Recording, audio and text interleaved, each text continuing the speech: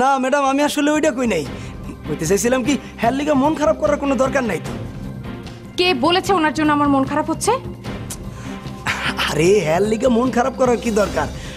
মনসুর সাহেবও কিন্তু রিনা ম্যাডামরে অনেক জারছে। তুমি আসাদের বাবার সাথে বেইমানি করেছো। না ম্যাডাম, আমি আমার কাজে কোনো ভুল করিনি, আমি কোনো বেইমানিও করিনি।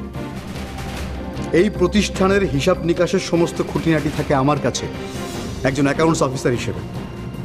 আর মালিক পক্ষ যদি আমার কাছে হিসেব চায়, তাহলে সেই হিসেব দিতে আমি তো বাধ্য। তোমরা আমার কথা বোঝার চেষ্টা করো, আমার দিকে একটু তাকাও। আমি এভাবে তোমাদের কাছ থেকে টাকা নিতে পারি না। আমাকে একটু সুযোগ দাও, আমাকে একটু সময় দাও, যেন আমি কিছু করতে পারি, আমি নিজের পায়ে দাঁড়াতে পারি। তখন যদি আমি না পারি, তাহলে তখন আমার পাশে এসো। বাহ, লোকটা তো বেশ ছেড়েছে। রিনা ভাবি ভেবেছে ওনার ঝাড়ি সবাই চুপচাপ মেনে নেবে, কিন্তু মনসুর সাহেব যে চুপচাপ মেনে নেওয়ার পাত্র নন, এটা বুঝি রিনা ভাবি বুঝতে পারেনি। হ্যাঁ, আপনি একদম ঠিক কথা কইছেন। রিনা ভাবিরে মনসুর সাহেব এমন এমন কথা কইছে, তার তো একেবারে মাথা কাটা গেছে। এখন থেকে কর্মচারীগুলোকে আর কোনো খারাপ ব্যবহার করতে পারবো না। মনে হয় তোর থেকেই সাহসটা পাচ্ছে। আজকাল তো তুইও দেখি রিনা ভাবির সাথে উল্টোপাল্টা ব্যবহার করছিস। এই কাশেম, যা তো আমার জন্য এক কাপ চা নিয়ে আয়। আচ্ছা ঠিক আছে। মনসুর সাহেব লোকটা খুব একটা খারাপ নন, বেশ ওয়ান্ডারফুল। বাবা, আপনারাও তো দেখতেছি ওয়ান্ডারফুলের রোগে ধরছে। দুইজনের মধ্যে তো ভালোই মিল। চুপ ফাজিল কোথাকার, যা এখান থেকে।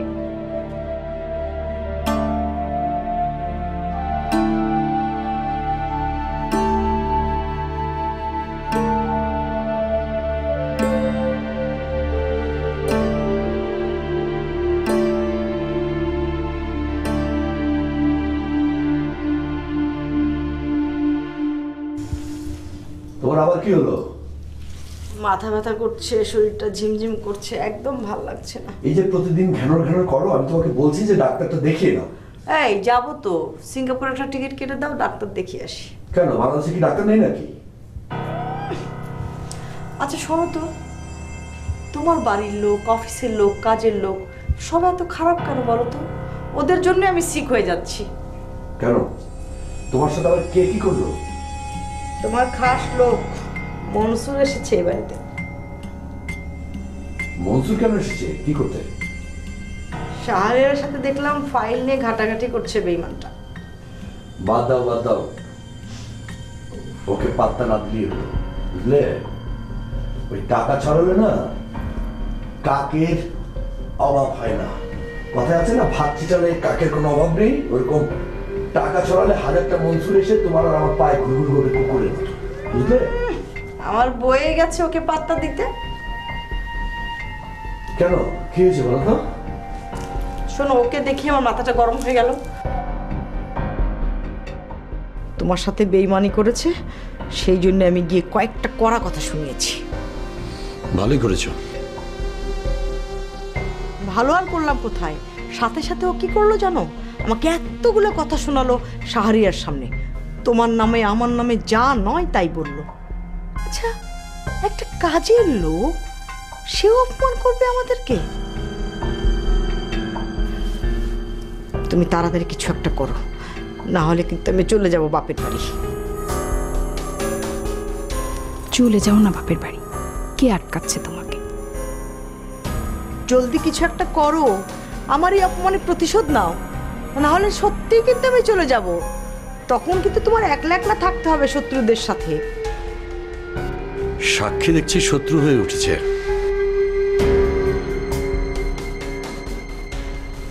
শোনো, মনসুরকে এমন একটা কিছু করো যেন অফিসে তোমার বিষয়ে কিচ্ছু না করতে পারে। ঠিক বলেছ। মনসুরকে তো চাকরিটা তুমি দিয়েছো, ওকে চাকরি থেকে আজই তাড়াও, না হলে তোমার সব গোপন কথা কিন্তু বলে দিবে শাহরিয়ারকে। সাক্ষী যখন শত্রু হয়ে ওঠে তখন সে আরো ভয়ঙ্কর হয়ে যায়। কাজেই মনসুরকে তাড়াতেই হবে।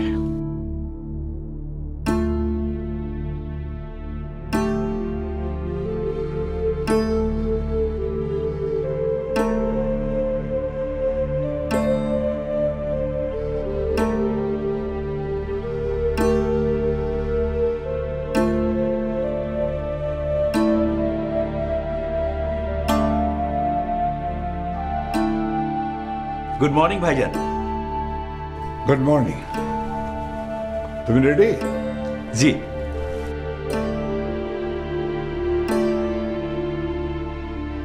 মনসুর এসেছিল শুনলাম।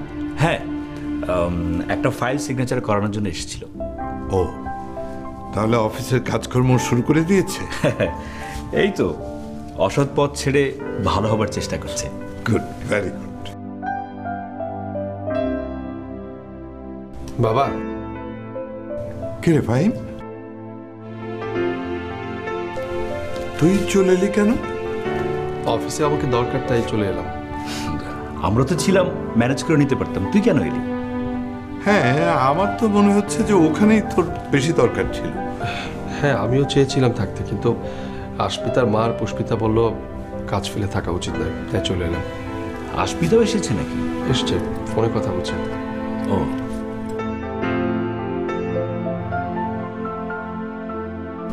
বাবা, তোমার সঙ্গে আমার একটা কথা আছে। বল, কি কথা? আমি আসার সময় পুষ্পিতাকে কিছু টাকা দিতে চেয়েছিলাম, কিন্তু নেয়নি। ও, জোর করে দিলি না কেন? আসলে এখন থেকে ওদের দেখাশোনার দায়িত্ব তো আমাদেরই। আমি অনেক রিকোয়েস্ট করেছি, কিন্তু নিল না। ও ওর মতো করে নিজের পায়ে দাঁড়াতে চায়। বলল যে নিজে কিছু করে সংসারে হাল ধরবে, তাই কারো সাহায্য নেবে না। কিন্তু যতদিন পর্যন্ত ওর কিছু একটা না হচ্ছে ততদিন পর্যন্ত তো ওর সাহায্য নিতেই পারে। হ্যাঁ, আমিও সেটা অনেক বোঝানোর চেষ্টা করেছি, কিন্তু কিছুতেও নিল না। আর ও খুব আত্মসম্মানী মেয়ে, কারো হেল্প নেবে না। তাই আমি বলছিলাম কি, বাবা, যদি আমাদের ফ্যাক্টরিতে কোনো ভালো একটা পোস্টে পুষ্পিতাকে নিয়োগ দেওয়া যায় তাহলে খুব ভালো হয়।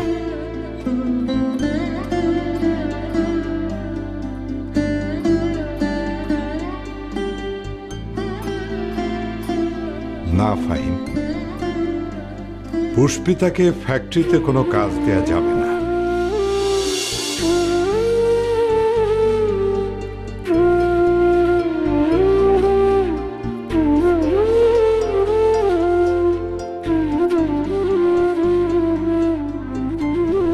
কিন্তু কিন্তু কেন বাবা?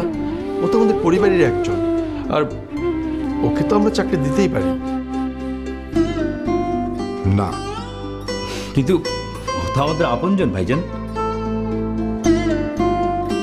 হ্যাঁ, তবুও ফ্যাক্টরিতে পুষ্পিতাকে কাজ দেয়া যাবে না। কিন্তু কেন? আমাদের ফ্যাক্টরিতে তো সবসময় ছেলেরাই চাকরি করেছে, মেয়েরা তো কখনো চাকরি করেনি। তবে আসাদ তো জোর করে রিয়াকে ওখানে চাকরি দিয়েছিল ঠিকই, কিন্তু মেয়েদের ওখানে কাজ করা ঠিক হবে না, তাই পুষ্পিতাকে ওখানে দেয়া যাবে না। ভাইজান ঠিক বলেছেন, পুষ্পিতার আসলে ফ্যাক্টরিতে কাজ করা ঠিক হবে না। হ্যাঁ বাবা, আমি আসলে ওভাবে ভেবে দেখিনি, সরি। It's okay. তবে শওকত যে পোস্টে চাকরি করত সেখানে ওকে হয়তো দেয়া যেত, যদি ওর সেরকম এক্সপেরিয়েন্স থাকতো তাহলে। ভাইজান একদম ঠিক বলেছে ফাহিম, আমরা ওকে অন্য কোনোভাবে হেল্প করার চেষ্টা করব। না চাচ্ছ, আমার মনে হয় না ও কোনো হেল্প নেবে। একমাত্র ওকে কাজ করিয়ে কোনো টাকা দিলে তবেই ও নিতে পারে। মেয়েটা হয়েছে ঠিক ওর বাবার মতো, কারো কোনো সাহায্য নেবে না। বাবা, এখন কি উপায়? ওরা যে বাড়িটাতে আছে ওটা আমি ভাবির নামে লিখে দিতে বলেছি। ওই কাজটা 2 দিনের মধ্যে হয়ে যাবে। ওদেরকে ওই বাড়ি থেকে কেউ আর সরাতে পারবে না। কিন্তু অন্যান্য খরচের ব্যাপারটা কি করা যায় বুঝতে পারছি না। বাবা, একটা উপায় আছে। কিন্তু কি উপায়? দেখো, আমাদের ফ্যাক্টরিতে পুষ্পিতাকে চাকরি দেওয়া যাবে না, কিন্তু আমাদের হেড অফিসে অনেক মহিলা কাজ করে, সেখানে পুষ্পিতাকে চাকরি দিলে তো কোনো সমস্যা হওয়ার কথা নেই। ভাইজান, ফাইম ঠিক বলেছে। তারা কাজ কর, পুষ্পিতাকে অফিসে আসতে বল। বাবা, আমার মনে হয় তুমি ফোন করে পুষ্পিতাকে আসতে বললে এটা বেশি ভালো হবে। আচ্ছা ঠিক আছে, আমি দেখছি। চল এখন অফিসে চল। তোমার পাপের প্রায়শ্চিত্ত তোমাকে করতেই হবে। তুমি কি মানুষ রিনা? আমার সন্দেহ হচ্ছে একটা মানুষ যিনি আমাদের আত্মীয় মারা গেছেন, তুমি তার সম্পর্কে খারাপ কথা বলছো। ভাবি, আস্মিতার পাপের জন্য এসব হয়েছে, তুমি আমাকে কথা শোনাচ্ছ কেন? তুমি দয়া করে চুপ করো।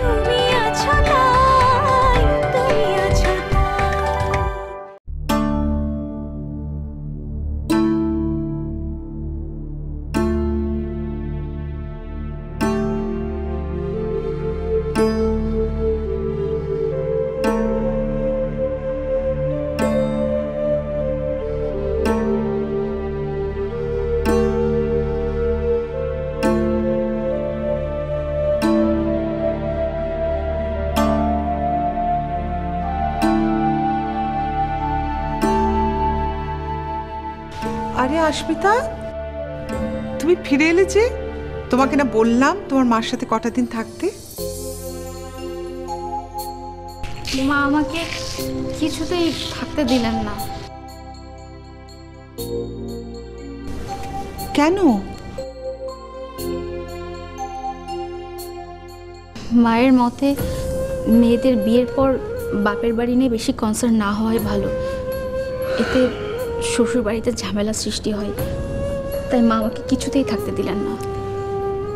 তুমি তোমার মা বোনকে বুঝিয়ে বললে না কেন আমাদের বাড়ি থেকে কোনো সমস্যা নেই? আর এটা কি ধরনের কথা আস্মিতা? মেয়েদের বিয়ে হয়ে গেলে কি তাদের বাপের বাড়িতে কোনো দায়িত্ব কর্তব্য থাকে না? সব শেষ হয়ে যায়। আমি মাকে অনেক বুঝিয়েছি, কিন্তু মা কিছুতেই বুঝতে চাইল না। আচ্ছা ঠিক আছে, এখন আমাকে বলো ওনারা আছেন কেমন? অনেক কান্নাকাটি করছেন? অন্যকে কাঁদালে নিজেও কাঁদতে হয়।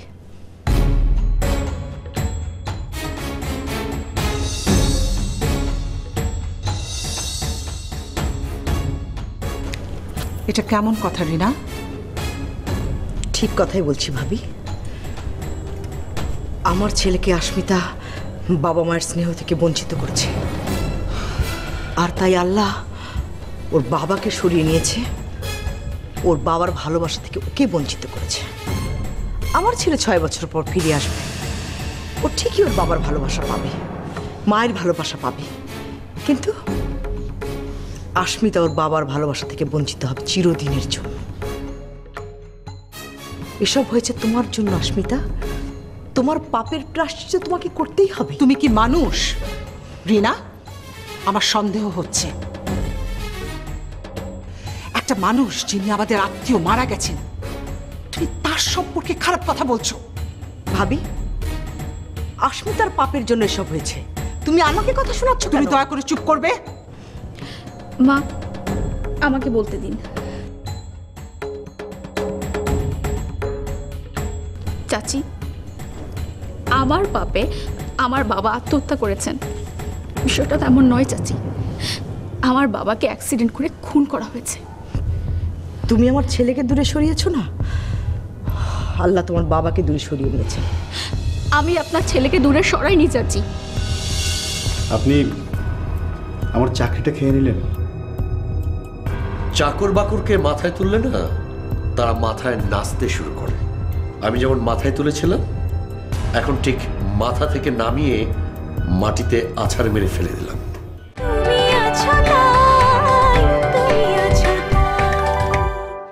তুমি আমার ছেলেকে দূরে সরিয়েছো না, আল্লাহ তোমার বাবাকে দূরে সরিয়ে নিয়েছে। আমি আপনার ছেলেকে দূরে সরাইনি চাচি, আপনারাই বাধ্য করেছেন আসাদকে জেলে যেতে। আপনারা যদি আজ আসাদকে ভালো কাজ করা শেখাতেন তাহলে আসাদকে জেলে যেতে হতো না। রিনা, শওকত ভাই খুব ভালো একজন মানুষ ছিলেন। আমার বিশ্বাস আল্লাহ ওনাকে বেহেশত নসিব করবে। কিন্তু তুমি যা যা করছো না, তোমার তো জাহান্নাম ছাড়া অন্য কোথাও জায়গা হবে এটা আমার মনে হয় না। একটা অনুরোধ করি, এখনো সময় আছে, নিজেকে শুধরে নাও, তোমারই ভালো হবে। আসবে তো, চলো না, রেস্ট করবে।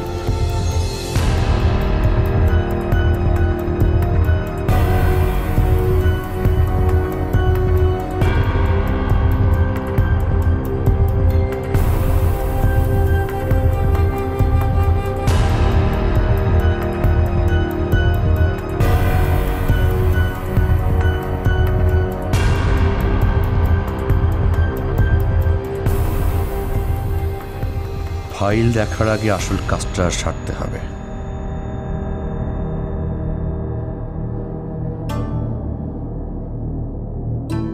হ্যালো, হ্যাঁ, আপনাকে যে কাজটা দিয়েছিলাম সেটা করেছেন?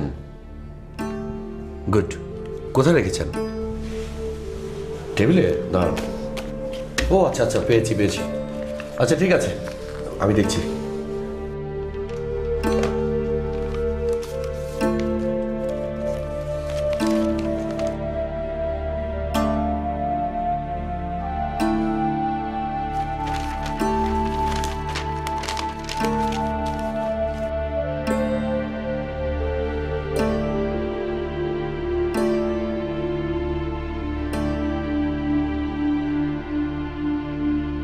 জি, আপনি আমার রুমে একটু আসুন।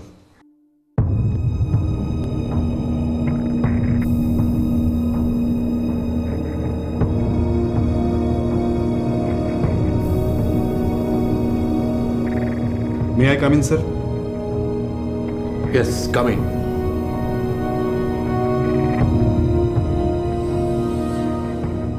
বলুন স্যার, কি করতে হবে? আপনাকে কিছু করতে হবে না। মানে? অনেক তো কাজ করেছেন, এবার একটু রেস্ট দরকার। না স্যার, আমার রেস্টের কোনো প্রয়োজন নেই। রিয়েলি? তা আমি তো দেখছি গত দুদিন আপনি এত কাজ করলেন, কাজ করতে করতে তো ক্লান্ত। এবার একটু রেস্ট করুন। স্যার, অনেকদিন পর কাজ করছি তো বেশ ভালোই লাগছে আমার। আমি খুব এনজয় করছি, আমি মোটেও ক্লান্ত না। এতদিন তো গায়ে হাওয়া লাগিয়ে বেরিয়েছি।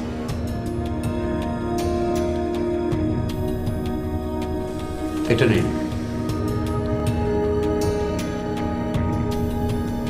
এটা কি স্যার? আমি তো জানি আপনি পড়তে পারেন।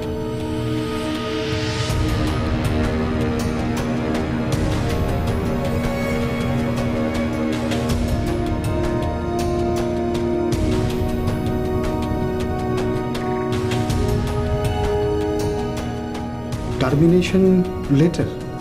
Yes, you are fired. Just get lost.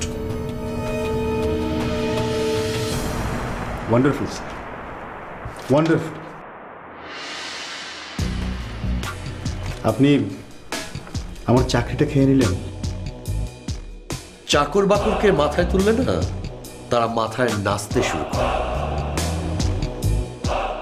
আমি যেমন মাথায় তুলেছিলাম, এখন ঠিক মাথা থেকে নামিয়ে মাটিতে আছাড় মেরে ফেলে দিলাম। যান, বেরিয়ে যান। Thank you sir, thanks for everything. সালাম।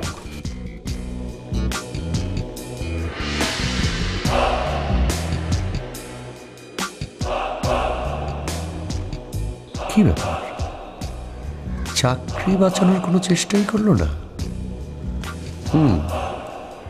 বুঝেছি, ভাঙবে তবু মচকাবে না। বাবা যখন ম্যানেজারের চাকরি করতো না, স্টোর কিপারের চাকরি করতো, তখনও সে আমাদের কখনো বুঝতে দেয়নি যে সে কত কষ্ট করে এই সংসারটাকে চালাচ্ছে। আমাদের খাওয়া পড়াতে চলাফেরাতে কোথাও কোনো কষ্ট দেয়নি মা বাবা। আর আমি তার মেয়ে হয়ে তার জন্য কিছুই করতে পারবো না? তার মান সম্মান দেখার দায়িত্ব কি আমার না মা? কি আমি ভিখারি? নয় তো কি, ভাইজিকে প্ল্যান করে বড় লোকের ঘরে বিয়ে দিয়েছো, সে তো টাকার লোভী। তুমি যে এত বড় বড় কথা বলছো, তুমি বোধহয় খুব বড় লোক। তোমার নামে বাড়ি কোম্পানি কিছুই তো নেই, তুমি তো এই বাড়িতে কাজের বুয়ার মতো থাকো। কি আমার মুখের উপর কথা বলছো তুমি? যাও বেরো ওখান থেকে।